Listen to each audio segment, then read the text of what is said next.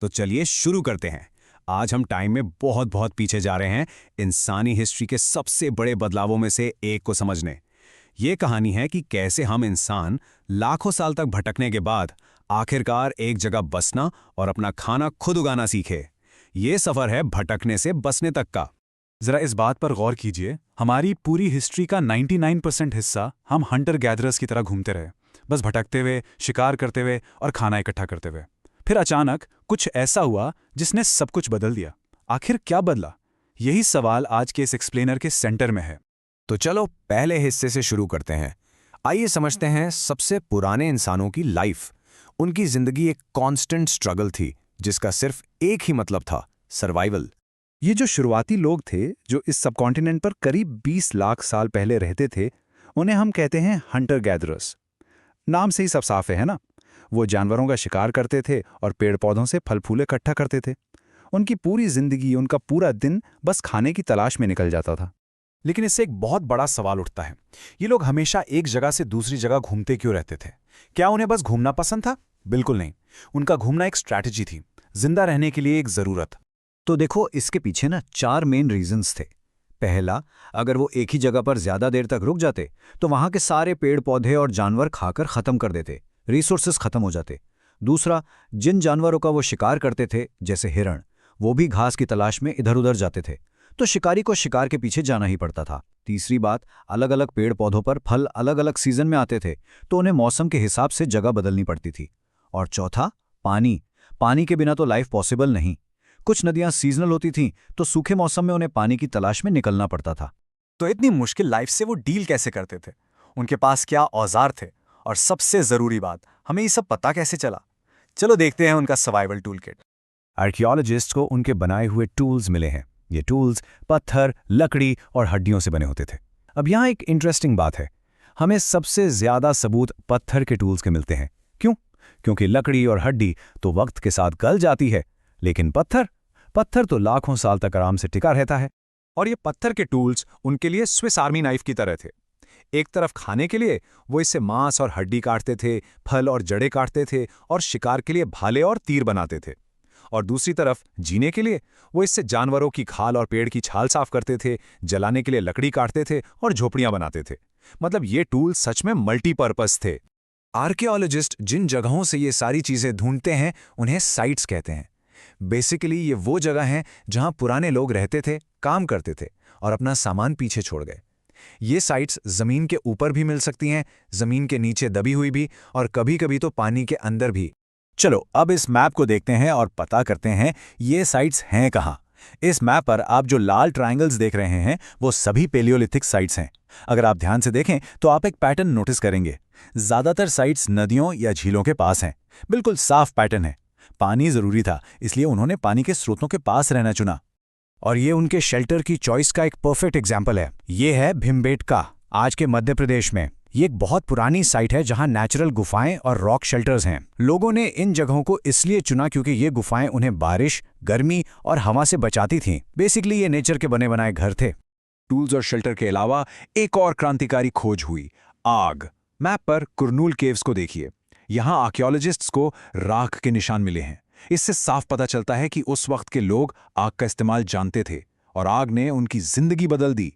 ये रोशनी का सोर्स थी, वो इससे मांस पका सकते थे और सबसे इंपॉर्टेंट, वो इससे जंगली जानवरों को डराकर भगा सकते थे।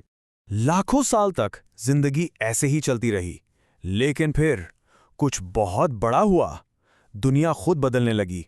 एक बहुत बड़ा एनवायरमेंटल शिफ्ट आया जिसने सब कुछ हिलाकर रख दिया। इस बदलाव को समझने के लिए चलो स्टोन एज की टाइमलाइन देखते हैं। सबसे लंबा पीरियड 20 लाख साल से 12,000 साल पहले तक का कहलाता है पैलियोलिथिक, यानी ओल्ड स्टोन एज।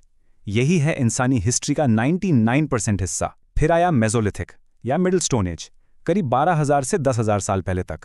ये वो दौर था जब बड़े एनवायरमेंटल चेंजेस हुए। और उसके बाद शुरू हुआ नियोलिथिक, यानी न्यू स्टोन एज। इस मेसोलिथिक पीरियड के दौरान एक नई टेक्नोलॉजी भी सामने आई। टूल्स छोटे और बेहतर हो गए। इन्हें माइक्रोलिथ्स कहते हैं। माइक्रो का मतलब छोटा और लिथ का मतलब पत्थर। ये इतने छोटे होते थे कि इन्हें हड्डी या लकड़ी के हैंडल्स पर लगाकर ज्यादा कॉम्प्लेक्स टूल्स जैसे आरी और हंसिया बनाए जाते थे। मतलब ये एक बहुत बड़ा टेक्नोलॉजिकल अपग्रेड था। तो इस बदलते माहौल और नई टेक्नोलॉजी ने इंसानों को एक नया रास्ता दिखाया, एक ऐसा सॉल्यूशन जिसने इंसानियत को हमेशा के लिए बदल दिया, द फार्मिंग रेवोल्यूशन। हुआ ये कि करीब 12,000 साल पहले दुनिया का क्लाइमेट गर्म होने लगा। ये एक ग्लोबल वार्मिंग का दौर था। इस गर्मी की वजह से दुनिया के कई हिस्सों में घने जंगलों की जगह बड़े बड़े घास के मैदान यानी ग्रासलैंड्स बन गए। और इसका असर एक चेन रिएक्शन जैसा था। जैसे जैसे ग्रासलैंड्स बढ़े, घास खाने वाले जानवर जैसे हिरन, बकरी और भेड़ की संख्या भी बढ़ गई। हंट गैदरर्स इन जानवरों का पीछा करने लगे। उनका पीछा करते करते उन्होंने उनकी आदतों को सीखा, वो क्या खाते हैं, उनकी ब्रीडिंग सीजन्स कब होते हैं, और इसी नॉलेज से उनके दिमाग में आइडिया आया कि इन जानवरों को पाला भी जा सकता है। और बस ऐसे ही हर्डिंग शुरू हो गई। बिल्कुल ऐसे ही फार्मिंग शुरू हुई। इन ग्रासलैंड्स में गेहूं, जौ और चावल जैसी अनाज वाली घास अपने आप उगने लगी। लोग इन अनाजों को खाने के लिए इकट्ठा करते थे। इन्हें इकट्ठा करते वक्त उन्होंने ऑब्जर्व किया कि ये पौधे कहाँ उगते हैं और कब पकते हैं। तो इस ऑब्जर्वेशन से उनके दिमाग की बत्ती जली, अरे ये पौधे तो हम खुद भी उगा सकते हैं। और इस तरह लोग किसान बन गए। जंगली पौधों और जानवरों को पालतू बनाने के इस पूरे प्रोसेस के पीछे एक पूरी साइंस है। इस प्रोसेस को कहते हैं डोमेस्टिकेशन। डोमेस्टिकेशन का मतलब सिर्फ पालतू बनाना नहीं है। ये एक ऐसा प्रोसेस है जहां लोग सोच समझकर पौधों और जानवरों को चुनते हैं। उन्होंने ऐसे पौधे चुने जो बीमारियों से लड़ सकें, जिनके दाने बड़े हों और जिनके तने मजबूत हों, और उन्होंने ऐसे जानवर चुने जो शांत स्वभाव के हों। इस सिलेक्शन प्रोसेस ने कई जनरेशन्स के बाद इन पौधों और जानवरों को उनके जंगली पूर्वजों से बहुत अलग बना दिया। ज़रा इस स्लाइड को देखिए, यहाँ दांतों के 2 सेट हैं।